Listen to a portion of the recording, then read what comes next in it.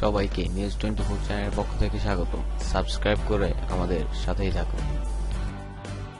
উত্তর কোরিয়ার পরমাণু তৎপরতার জবাবে আন্তর্জাতিক আইনের লঙ্ঘন ঘটে এমন কোনো ব্যবস্থা নেওয়া উচিত হবে না বলে আমেরিকার প্রতি হুঁশিয়ারি জানিয়েছে রাশিয়া। রুশ পররাষ্ট্রমন্ত্রী সের্গেই ল্যাভরভ মস্কোয় এক সংবাদ সম্মেলনে উত্তর কোরিয়ার বিরুদ্ধে আমেরিকা যে একক পদক্ষেপ নিয়েছে তার বিরুদ্ধে এ হুঁশিয়ারি জানান। দক্ষিণ কোরিয়ায় সফররত মার্কিন ভাইস প্রেসিডেন্ট মাইক পেন্স কৌশলগত ধৈর্য শেষ হয়েছে জানিয়ে পিংইয়ংকে হুমকি দেয়।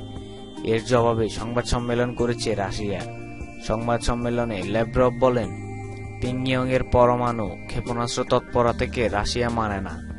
এই জাতীয় তৎপরতা জাতিসংঘের প্রস্তাবেরও লঙ্ঘন বলে মনে করে রাশিয়া। তবে তার অর্থ এই নয় যে কেউ আন্তর্জাতিক আইন লঙ্ঘন করবে। সম্প্রতি সিরিয়ার বিরুদ্ধে যে রকম একক পদক্ষেপ নেওয়া হয়েছে তা উত্তর কোরিয়ার ক্ষেত্রে নেওয়া হবে না বলেও জানান তিনি।